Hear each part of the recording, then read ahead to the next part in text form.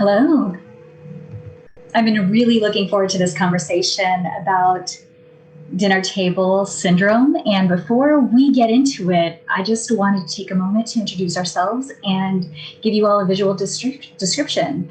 I'm Melissa Yingst. I'm light skinned, brown skinned Latina with shoulder length hair, a black v-neck shirt, gold earrings, and I'm in front of white blinds and one small, cute lamp right behind me. I'm going to turn it over to DJ. Hello, my name is DesJunae or DJ, and I'm a Black woman. I have black and white braids, and behind me are a set of white drawers. To the left of me is a mirror. All right, thank you. And Loni. Hi, my name is Loni Friedmann. I'm deafblind. I'm a female, white. I have red dyed hair, shaved on the side. I have a white turtleneck on. My background is whitish, and I have a light switch on the wall. That's it. Thank you so much. Blake? Hello, my name is Blake. This is my sign name. I'm using a black v-neck sweater, and I'm white. I have short hair with blonde tips, and I'm wearing clear glasses and black plugs. All right. Thank you. Last but not least, Andrea. Hi, I'm Andrea. This is my name sign. I'm wearing a black green shirt with curly hair. My background's white with a calendar in the background, and I have a brown door. All right, so are we ready to dive into this discussion? This is a term that many people may not realize, but the experience of being left out with hearing people is definitely something that almost all of us have experienced many times. And so we call this the dinner table syndrome. So I was talking with some friends and everybody knew that feeling. We know exactly what it was, but maybe not everyone was familiar with the term. So I'm curious, how would you explain dinner table syndrome? This is Andrea. It's hard to describe a feeling or an experience. I mean, really, everybody's experience is different. But for me, it was a sense of isolation. It was a sense of wanting that connection with others and to maintain that. Yes, Loni. This is Loni. My mother was the only one who knew sign language. She encouraged my family members to learn sign, but nobody ever really did. They had a lot of reasons why not, like they lived too far. And so I did feel frustrated when everyone would talk in my presence. And, I reduced my contact with my family around 7 years ago because of it. Do you have any additional comments that anyone wants to make to describe dinner table syndrome? This is Blake. Often what happens is a deaf person who is the only one there and nobody else can communicate in sign language. And typically the deaf person will just hurry up and eat and then leave. You can't really participate with their conversation. Maybe at least 2 or 3 conversations that are going on at the same time, but you can't jump into any. So often you just hurry up, you eat, and then you leave. And that's pretty much it. And you just say thanks for the dinner, and then you're gone. DJ? This is DJ. I feel like describing dinner table syndrome, it's just about, you just want to eat and you say hi, you smile at people and get your plate, you eat in the corner, and that's it. There is no real interaction. People just say, hey, I haven't seen you in a long time. And then you have this weird, awkward silence, and that's it. To me, that kind of wraps it up. That sums it up. You can't really explain it in words. You just have to look at people's faces and you know exactly how they feel. This is Melissa. That's right. So whenever, I know, Loni, did you want to add something? The famous thing that people say, the most notorious things, people say, oh, never mind, or I'll tell you later. Don't even worry about it. That's something that's commonly said with many deaf people. This is Melissa. Thank you for your comments. And I think, in discussions with people, we're curious about where that term came from. And after some looking into it, we found out that this actually term was used quite some time ago, as far back as like the 1970s and 1980s. In research papers and articles, that term started appearing. So it has been around for quite a while. And of course, many of you are familiar with the famous painting, Susan Whitmore, with the dinner table. And so there have been some artists that try to describe this phenomena, and that has come up very often. And of course, we're coming up near the holidays, and deaf people do not have the patience to be around hearing people in these situations where they're unable to communicate. And so this is an open space for everybody to share your personal experiences, what you have experienced in your own families regarding dinner table syndrome. Who would like to start? DJ? This is DJ. So for me, I just feel like my situation was a little bit unique because I was the only deaf person in a family that was completely hearing. And I felt like for me, I got used to it. It was something that I had already expected to get. Whenever I went, I expected not to have a conversation. I just went for the free food, honestly. I mean, the food was always great.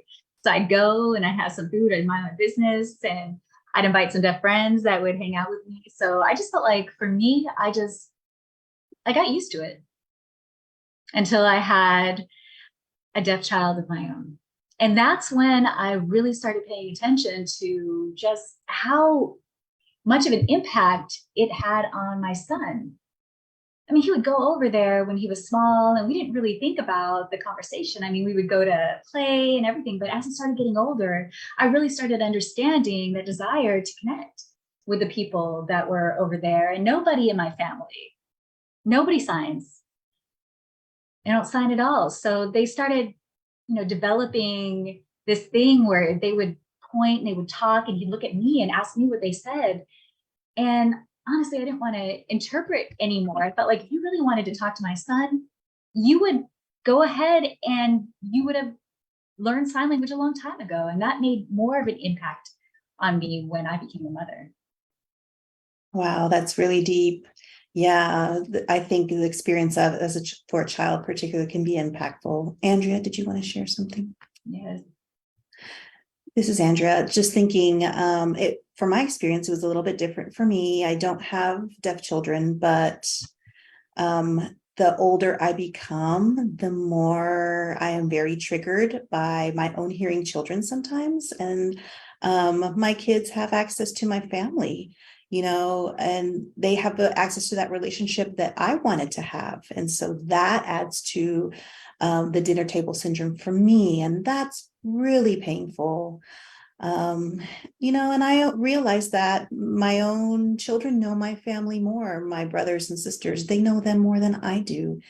And I mean, we all know what that feels like, right? And I don't want my children to interpret. I definitely don't want that for them, but it's just hurtful. And my husband is hearing, he works as an interpreter, so that adds to that sometimes too. And the dinner table syndrome is different for me than it was when I was younger. I would often ask my mom what was going on. I was a good lip reader and could communicate in that way, but now going into those spaces, it looks very different for me because my expectations are different. I have my own triggers as an adult.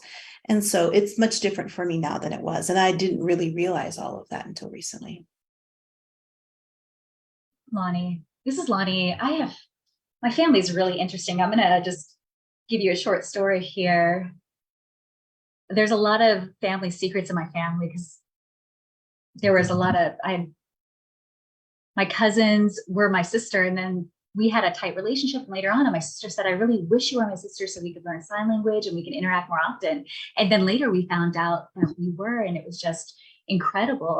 We had such complicated relationships in my family. And I think that's the moment that I realized with my mom and my uncle, if we had an open adoption relationship, then we would have established that connection. But when my mom passed away, that relationship was gone completely. And it was devastating. I had no one there because they wouldn't learn sign language and we couldn't communicate. And that really left a bad feeling within me. And I remember playing when we were children, and when we were teenagers, I wanted to connect more, and they just pushed me aside, and they just didn't really care. And they were my cousins. I just wanted to spend time with them. So everything changed. This is Melissa. Wow. This is Blake. I just wanted to add, for me, as I mentioned, the mood was just to clean my plate because I couldn't leave unless I had finished eating. And so I ate as fast as I could. I appreciated the food. And of course, now I don't have that relationship with my family. I love food. I love to cook. There's that wonderful relationship that I have with food in particular, but growing up as a child, it was much different. So there's that piece for me. And then also, nobody in my family signs, absolutely no one. And I can make use of a lot of residual hearing. I can speak, so I consider myself hard of hearing, or they view me as hard of hearing, and they assume that I'll just talk. And so my conversations with my parents or my sisters, siblings, extended family is very one-sided, because yes, I can talk, but I can't understand what they're saying to me. And so I typically never know what's going on in their lives. I don't know what's going on in my family's lives and how they're doing. And like DJ said, it's sort of like, hey, they say like, hey, you haven't seen you in so long. It's great. How's school? And then I'll say a few things. But that's it. And when I got older, I started to lose more and more of my hearing. And they did not realize that. They, would just start talking to me, and I absolutely could not understand them. I just couldn't. I couldn't understand them. And they would say things like, well, you used to. And I say, well, back before, yes, it was different. So I see that big impact, and just going to family gatherings is difficult for me. I haven't gone in quite some time since I've been an adult, and I make the choice not to go. When I go home for the holidays or on breaks, like when I was in college and my family would get together, I would mostly just stay in my bedroom. I'd make my plate and then go eat in the room. And they would often tell me, come out and socialize. And I'm like, I don't understand what people are saying to me. I don't understand the conversations. I'd rather not. I'd rather just watch TV and eat. And so that was my experience before. Wow, this is Melissa. DJ, do you have something that you wanted to add? I do. I definitely feel a connection to what he just said, because I went to years of speech therapy, and I feel like my situation, I can speak. So I was able to navigate and really try my best to interact. And I felt like that was partly my fault, because I grew up with my brothers and sisters, and I could have taught them.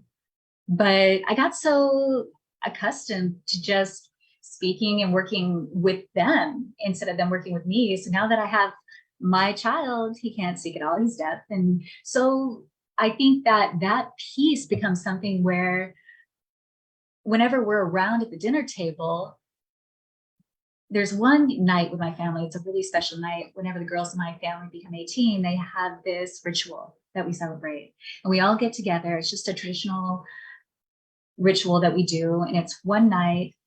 And basically, we're able to just get all our grievances out. We all talk about different things, and it becomes a point where my great grandmother and the aunt, they both have 20 years. They have had a 20-year feud. And that night, when this happened, it was this heated discussion, and I was completely lost. And before that, I felt like I didn't need to say anything. I was fine, until everything started going, and everyone started going around the room, and it just got heated. And I couldn't understand a thing. And when it came to me, I just broke down. I started crying, and I just said, I'm done. Because you guys are doing all of this in front of me and my son, Naveen, and we're just sitting here watching, and we have no idea what's going on. And so I broke down, and I told them, I said, you know what, from this point on, you guys have got to learn. You guys got to learn how to communicate with us in some way. Because I told them, I said, I could see him. He looks like he's just shut down. If you guys are like resolving this 20-year feud, you might be doing all of this, and we don't even know what's going on. And it was just such a wake-up call for me in that moment. This is Melissa. Wow. I'm curious, several of you had mentioned sharing how you felt with your families. Anybody else? Have you ever expressed to your families your frustrations or your feelings? And how did your family respond? Loni. This is Loni. Funny, as DJ was talking, I was remembering, what had happened to me.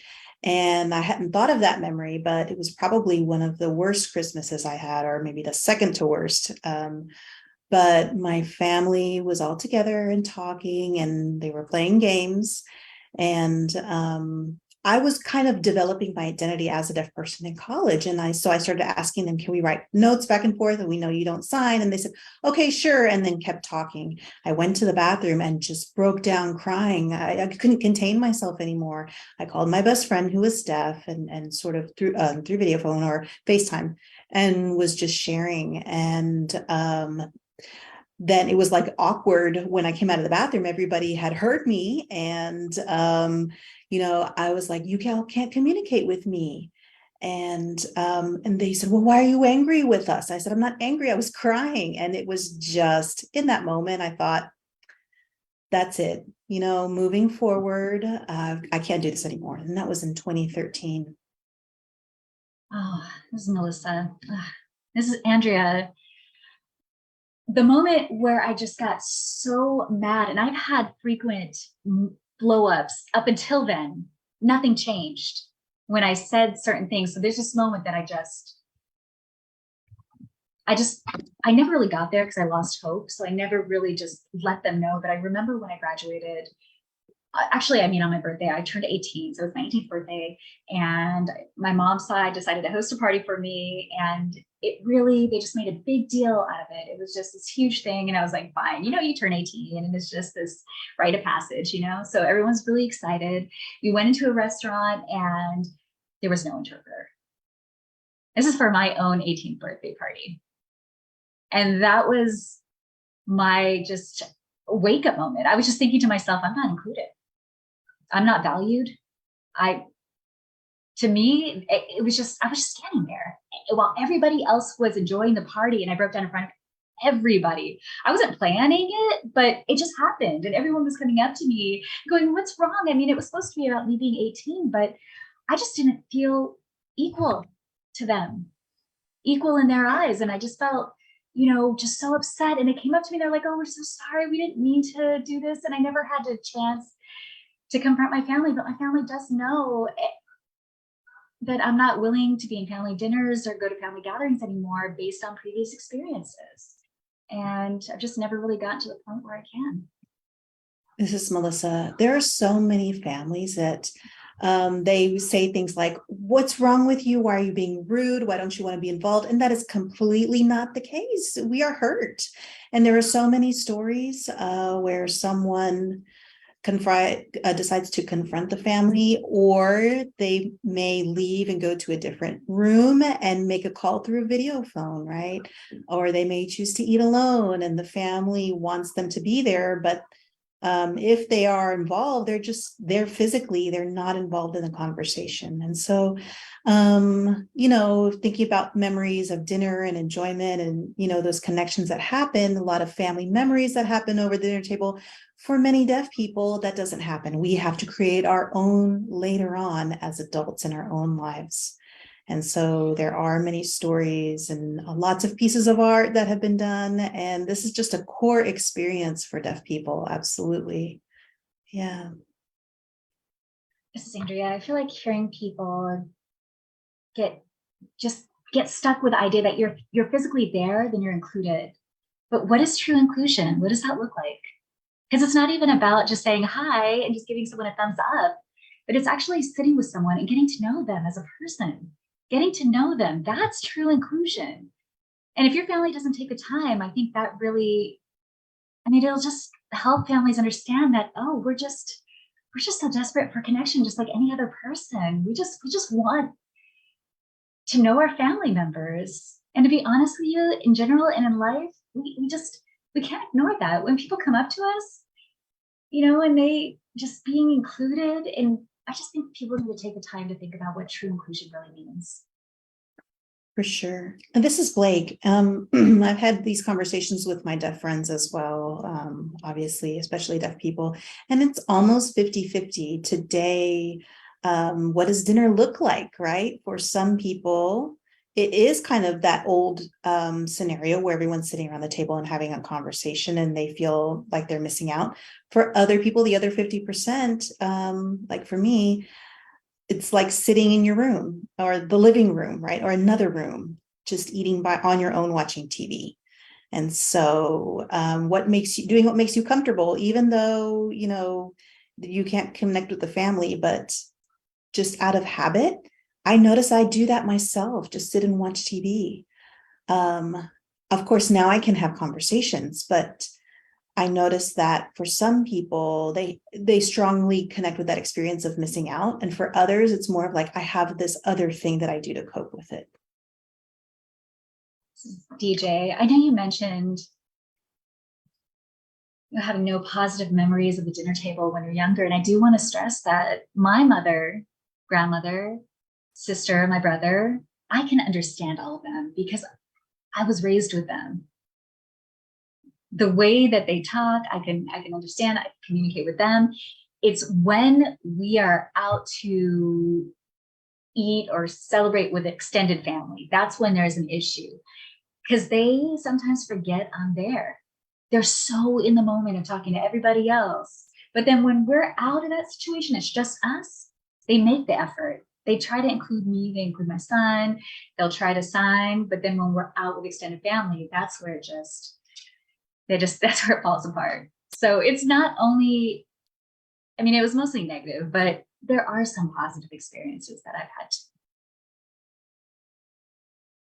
This is Melissa. For me, it was profound for me to realize for people who can hear and speak well, they still experience that, which, I mean, I guess dinner table syndrome is common with people who are profoundly deaf, who don't speak, they're typically left out. But even for those who do have the ability to speak or hear somewhat, they are still left out, still are. So that was very impactful for me to realize. I have one more question in regards to your family, but some of you mentioned, but not going to gatherings anymore, not eating with your family. Did your family understand that decision? Did they try to encourage you to join them again? Did they respect that decision? What was their reaction, DJ? This is DJ. I'm sure, Andrea, I'm sure you remember. One year, I remember I went on a serious Facebook rampage. I was so angry. So I posted pretty much any and every shady remark that I could to my family. I mean, I posted this self-analysis saying I'm waiting for my family to learn sign language like so-and-so. I posted my son, I'm not going to interpret for my son because my son doesn't know you.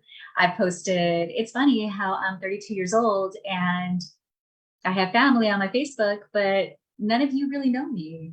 I mean, I did so many shady things. I think I've outgrown it a little bit. I mean, I realized that it was childish, but I'm pretty sure because of that, they understand why I wasn't going, because it wasn't worth the mental exhaustion that came with it. I mean, I didn't want to have to go there because I knew if I went there, then I would be angry for myself, for my husband, for my son, and I would be not resentful to my devoted children. Like, I was happy that they're there, but also I was like, come on, your other family, and we're just sitting here like chopped liver, and you guys are just sitting there laughing and doing your thing and just chatting, and I'm just standing there like, hey, hello, you know?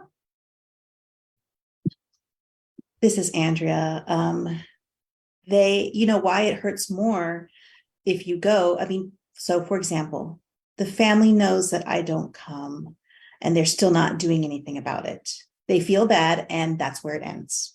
So it's like, okay, well, we'll just leave it at that. I'm not going to go. And that hurts. That's painful. At least for me, it is. And so my family does text me to invite me. I say no, they say okay, and that's the end of it. But they don't say like, oh, we're going to try something different. We want to do something different. There's no effort that comes out of it. And so that lack of effort is even more painful because, they're just like, okay, well, she's not going to come. And so that lack of inclusion is really, really painful. And the family members readily admit it, right? They're not admitting it out loud, but they're not doing the work. You remember that hashtag? This is DJ, hearing privilege. Remember that? I really thought that was going to start waking up my family. It would just be a wake up for them. But I couldn't believe how much ugly it brought out in that. They would come back and they would say, you not being able to hear through a drive-through is not hearing privilege for us. So it's just little things like that. And I'm like, look, that's not even the point. The point is that you have the luxury of all of these things and we do not. So I'm hoping that you could just take a step back and just realize that, there's other ways to see it. Like maybe you didn't see it that way. And so I thought it would be a great connection for them to why I wasn't going to the dinner table and eating with them. This is Melissa. Yeah. Oh, Loni, you wanted to add something. This is Loni. It's funny because I typically will post on Instagram, and a lot of my family members do follow me. They won't talk to me, right? But if I'll post or whatever, Deaf Awareness Month, I won't get any response from them. Nothing. They see it all, but there's no response. So they refuse to even address it, which is amazing, right? I can imagine that would be painful. One poem that was shared recently, it was written a while ago by Diane Kenny, and I was planning to have a conversation with her. I'm really looking forward to that. But that brought up a lot of conversation on social media from all the reshares and all the mentions. And I think right now everybody is really engaged in this conversation, especially with the holidays coming soon, around this idea of just, I'm wondering, honestly, I don't know, I guess the best advice is for families to sign. And that's it, right? But I guess what other tools can you think of that just for those who have to just tolerate and go home with their families for the holidays, what's some other advice that you can give them?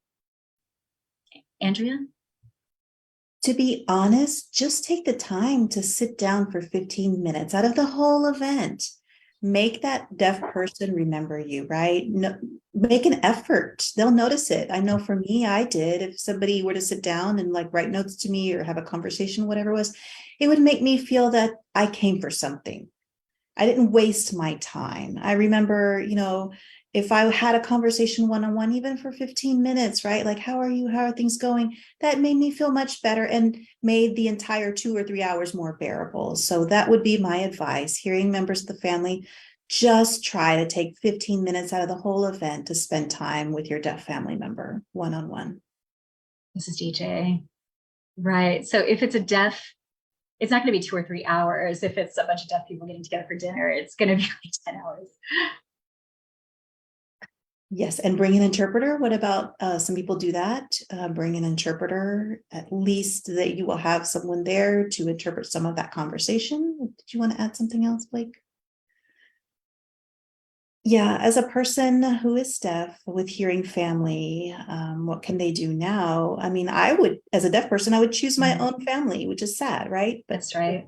I faced that, and I just chosen to let them go and to be with my chosen family and to be with people who I enjoy being with, who I can have a conversation with.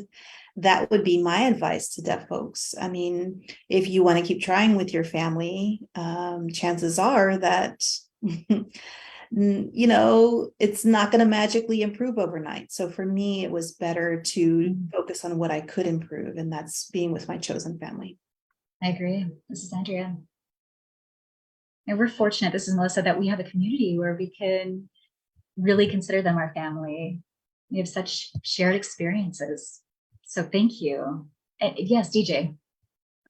Just wanted to go back to a point that you made, Melissa, and I've been thinking about it, feeling shocked that hard of hearing people who can speak still suffer from this. And I want to emphasize to people that hearing aids are not a magic ear, right? It does not cure you. Having a hearing aid, I'm still, without it, I'm already like 96% deaf. I am deaf. So just having that little bit of an extra push is not that helpful. Speech and speech therapy is helpful. And like using that in conjunction with your hearing aid, gives you something, but there are so many gaps, even with those skills.